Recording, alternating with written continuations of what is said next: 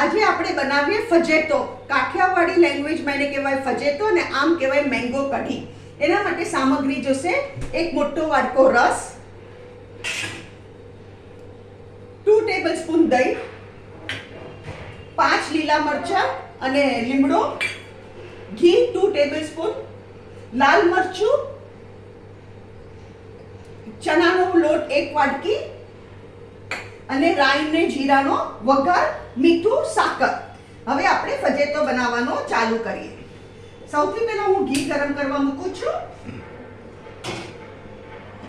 ઘી ગરમ થાય ને એ દરમિયાન આપણે આમાં દહીં નાખી દઈએ. દહીં, ચણાનો લોટ, આ દહીંમાં પાણી નાખું છું.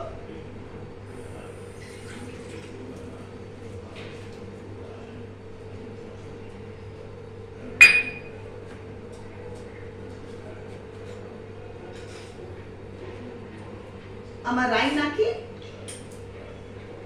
જીરું નાખ્યું,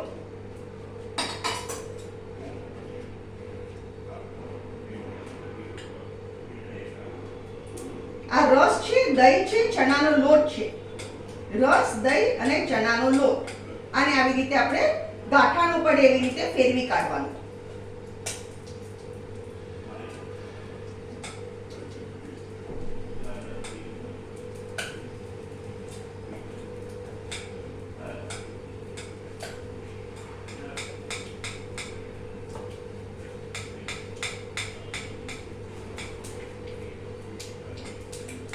આપણી રાઈ તડતડ થઈ છે. આ જુઓ, આ આપણું મિક્સચર છે: રસ, ચણાનો લોટ અને દહીં.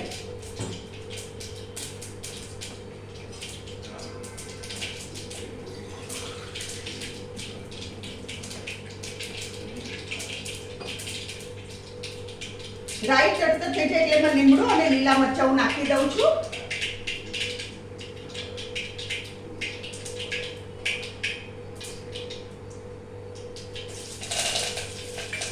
અને એમાં 1 ગ્લાસ પાણી નાખી દઉં છું. અને એમાં આપણું આ મિક્સચર નાખી દઉં છું.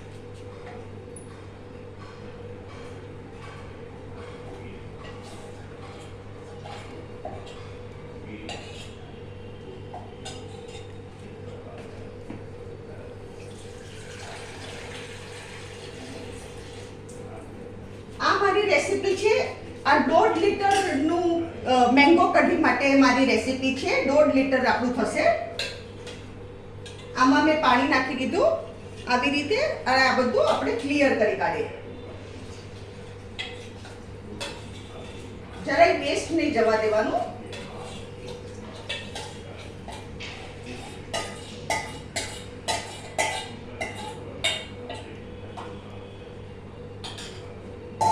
હવે આમાં આવશે હળદર, 1/2 ટીસ્પૂન, લાલ મરચું, હાફ ટીસ્પૂન, મીઠું સ્વાદ અનુસાર,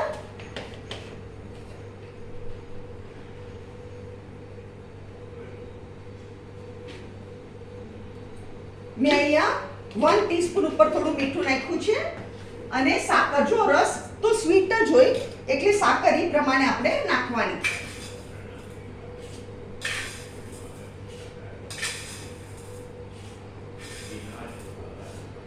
મેં અહીંયા 4 ટીસ્પૂન જેટલી સાકર નાખી છે. 4 ટીસ્પૂન. હવે આપણે ગેસ ફાસ્ટ કરીએ અને આને હલાવ્યા કરવાનું. નહીં તો શું થાય, આ બેસવા માંડે, ચણાનો લોટ બેસવા માંડે.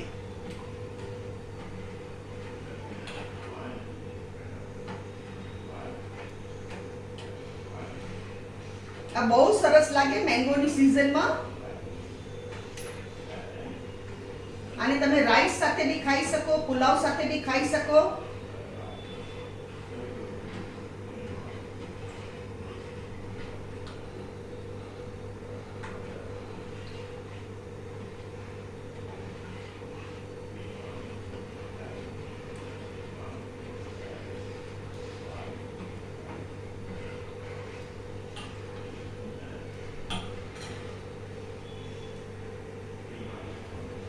2 મિનિટે હલાવતા જવાનું એટલે ગાંઠા ન પડે.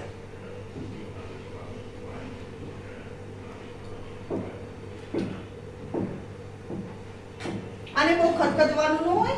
એક ઉભરો આવે ને પછી ધીમા તાપે 2 મિનિટ રહેવા દેવાનું, પછી પતી ગયું.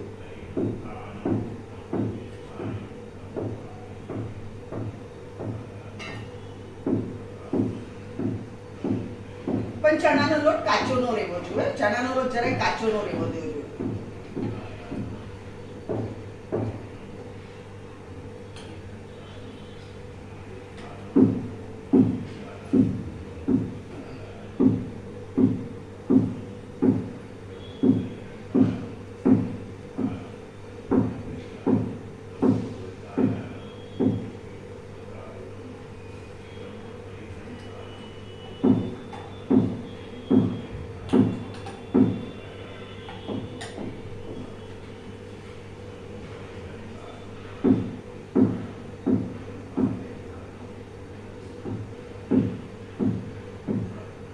આપણું થવા આવ્યું છે હવે.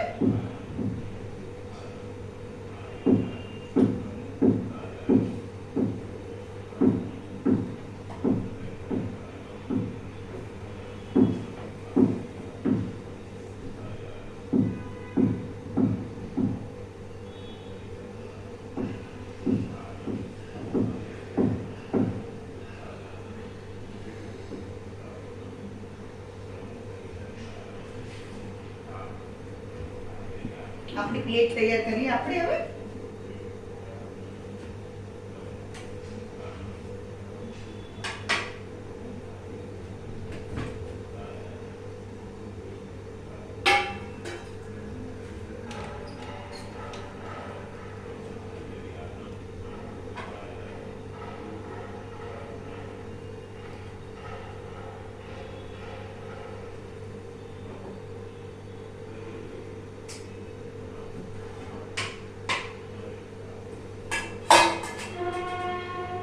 આપણી કઢી ઠીકે થઈ ગઈ, મસ્ત થઈ ગઈ.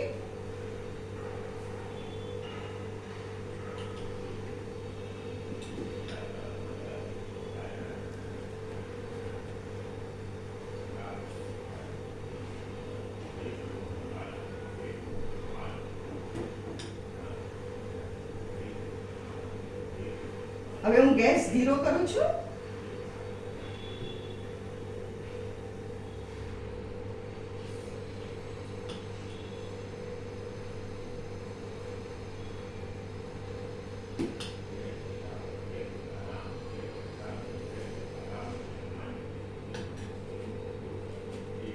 ફ્રેન્ડ્સ, આમાં એક આઈટમ તો તમને કહેતા ભૂલી જ ગઈ, અને એ છે 2 લવિંગ. આમાં ખાસ લવિંગ નાખજો 2.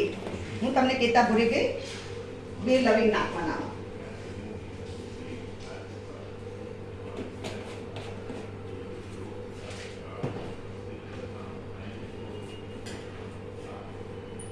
લવિંગની સુગંધથી આ બહુ ટેસ્ટી લાગે.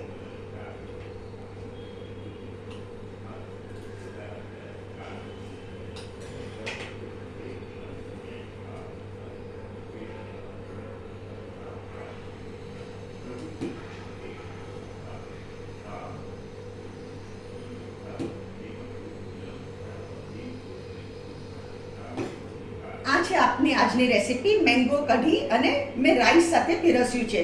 અગર તમને મારી રેસીપી પસંદ આવે તો મારી વિડીયોને લાઈક કરો, શેર કરો, મને કમેન્ટમાં જરૂર લખો તમને કેવી લાગી મારી રેસીપી. ઓકે, અને મારી ચેનલને જરૂર સબસ્ક્રાઇબ કરો.